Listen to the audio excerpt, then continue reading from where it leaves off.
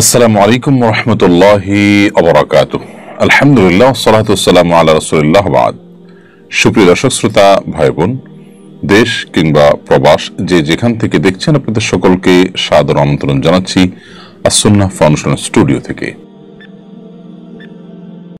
হাফেজ এমডি আল শাহরিয়া আপনি লিখেছেন, আমার বংশ প্রতি বছর অল্প বয়সী যুবকরা মৃত্যুবরণ করেন। আমাদের সকলের মৃত্যু হবে আমরা জানি, কিন্তু এরকম হতে থাকলে আমার বংশ তো নির্বংশ হয়ে যাবে। শোনা যায় আমার বংশে অভিশাপ আছে, তার কারণে কি এমন হয়?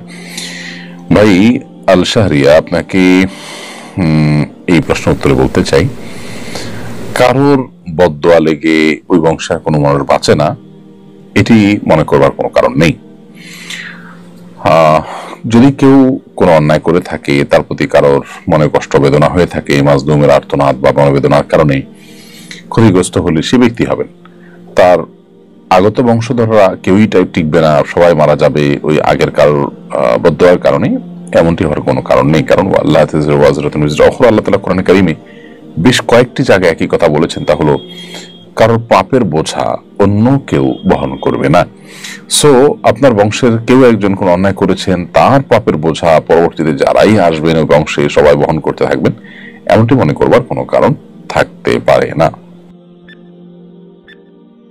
এরপর প্রশ্ন করেছেন মোহাম্মদ রাশিক শাহরিয়ার, আপনি লিখেছেন, জামাতে নামাজ পড়ার সময় তাকবীরে তাহরিমা ছাড়া বাকি তাকবীরগুলো না দিলে নামাজে কোনো সমস্যা হবে কিনা?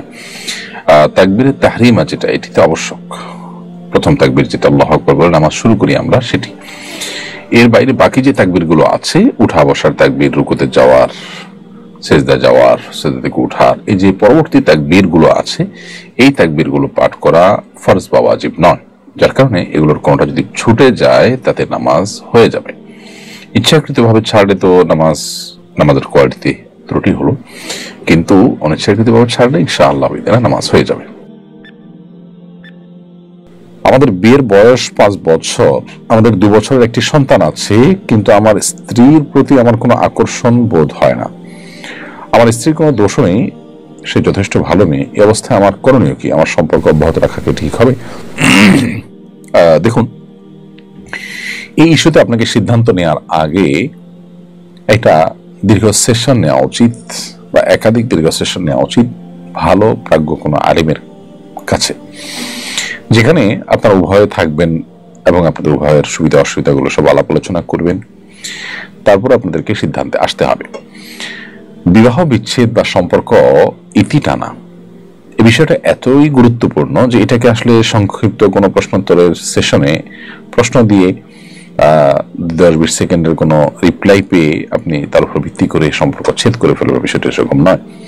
আপনার পারিপার্শ্বিক অবস্থা কি, আপনি এক্সাক্ট কোন জায়গায় আছেন, সমস্যার জায়গাগুলো কি, সম্ভাবনার জায়গাগুলো কি, সেগুলো আপনাকে পর্যালোচনা করতে হবে, দেন আপনাকে ডিসিশনে আসতে হবে। ফারজানা ইসলাম আপনি লিখেছেন, সন্তান যদি মাকে কিছু গয়না কিনে দেয় উপহার হিসেবে, মা মারা যাওয়ার পর সেগুলো ওই সন্তানটা নিতে পারবে কিনা?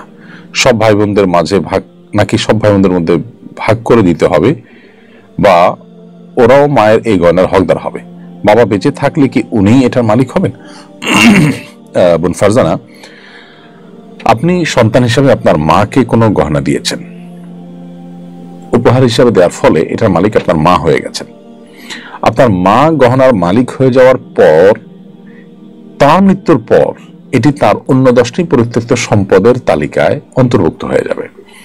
সো তার মৃত্যুর পর আপনার বাবার একটা অংশ সেখানে থাকবে, আপনি এজ এ সন্তান আপনার একটা অংশ থাকবে, আপনার মধ্যে ভাই বোন থাকলে তাদের অংশ থাকবে।